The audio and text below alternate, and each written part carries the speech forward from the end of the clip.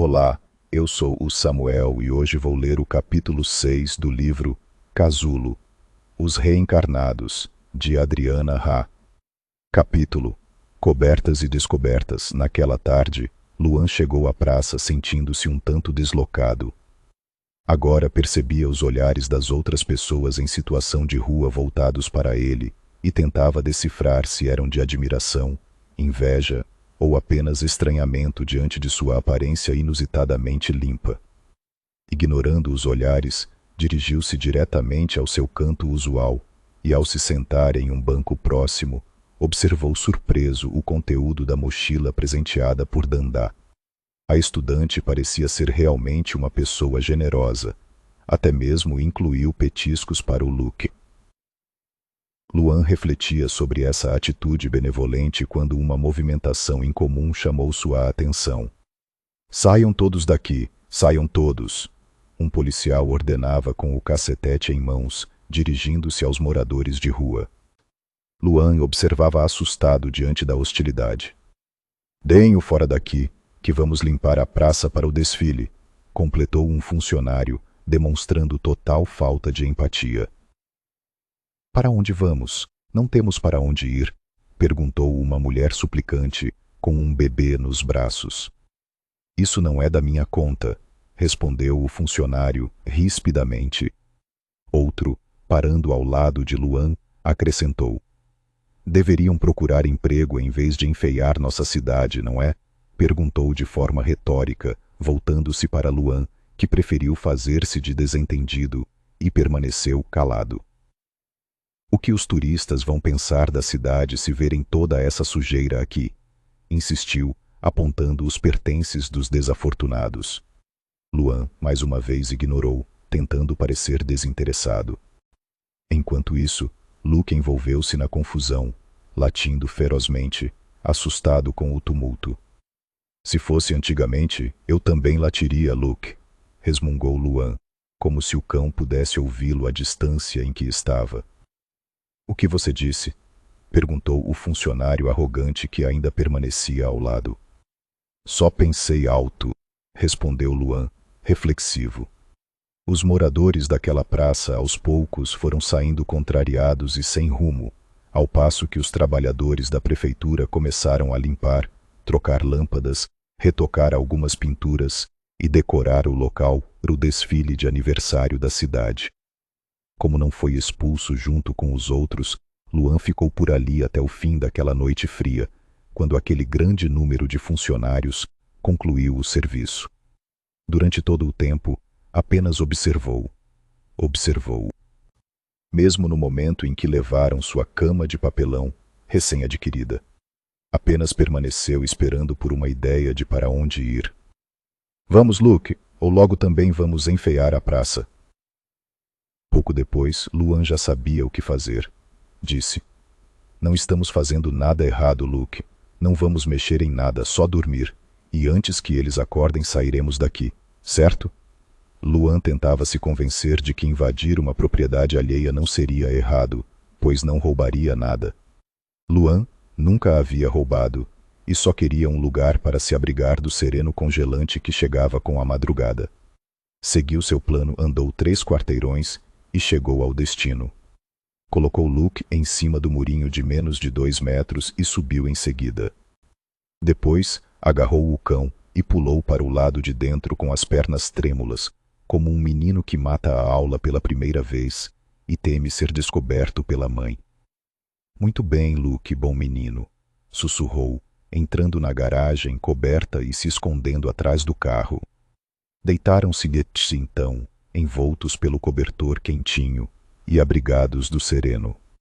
Extremamente cansado, Luan dormiu de pronto, mas foi acordado por Luke, que latia agitado cerca de 2 horas depois. "Quieto, Luke, não vai chamar atenção", murmurou Luan, fechando a boca do cão com as 2 mãos, notando que ele latia para um gatinho preto e branco, bem novinho. O felino permanecia amedrontado em cima do muro e sibilava alto: "Psi, psi, psi.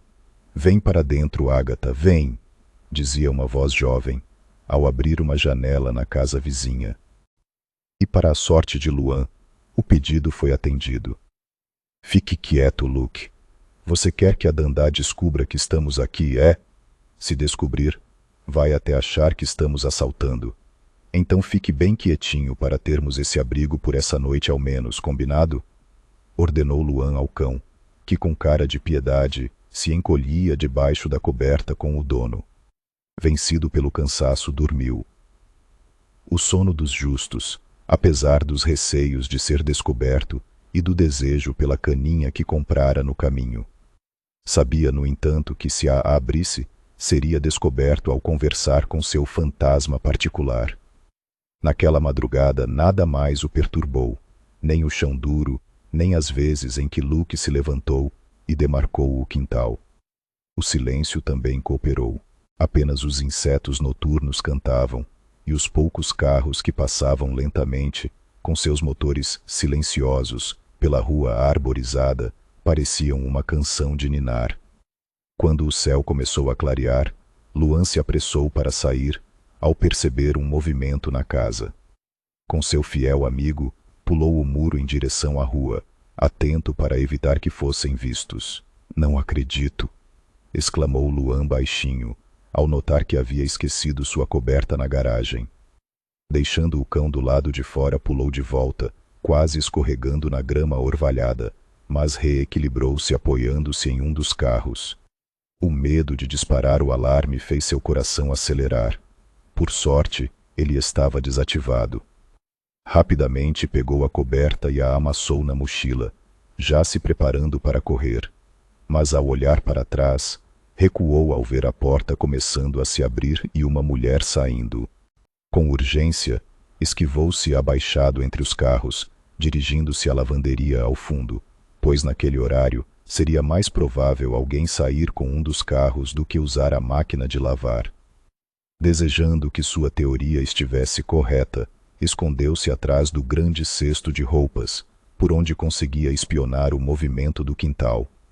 Logo, uma figura feminina de longos cabelos ondulados e escuros entrou no carro preto, e o portão se abriu automaticamente, permitindo que Luke entrasse no quintal e começasse a cheirar tudo, buscando por seu dono. Luan pensou em sair correndo, antes que o cão o entregasse. Quase se levantou. No entanto, a dona da casa desceu do carro gritando: "Sai, cachorro, sai!"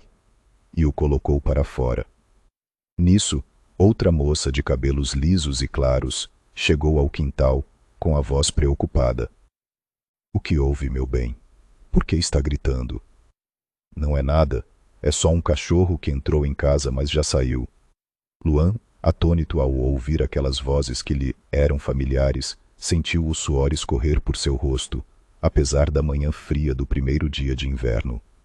Cautelosamente, ajeitou-se com os olhos entre as roupas do cesto, na expectativa de ver os rostos daquelas mulheres. "Tadinho. Deve estar com fome e sede. Vou dar algo para ele", disse a de cabelo liso, enquanto a outra já entrava no carro. "Jasmim, não esquece disso", finalizou, enviando um beijo delicado pelo ar e um tchauzinho, sendo retribuída da mesma forma. Logo, a que ficou na casa levou 2 potinhos até o portão, dando a Luan tempo suficiente para comprovar que era quem ele pensava. Sim, era Jasmim, a Jasmim. E era quase certeza de que a outra era a enfermeira do hospital que cuidou dele durante o surto. A enfermeira Bela. Cúmplices do Elohim. "Ei, cachorrinho, o que você faz aqui? Está perdido." Luke abanava o rabo velozmente e se fartava na mesma velocidade. Mãe, podemos ficar com o cachorrinho?" Chegou um garotinho, falando empolgado. "Ele deve ter dono, Ian.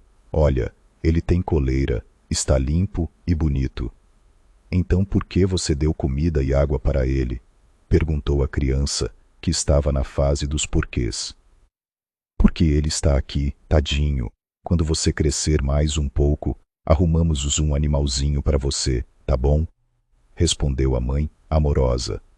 Ian aceitou e saiu voando pelo quintal, brincando de avião. Vum, Vum!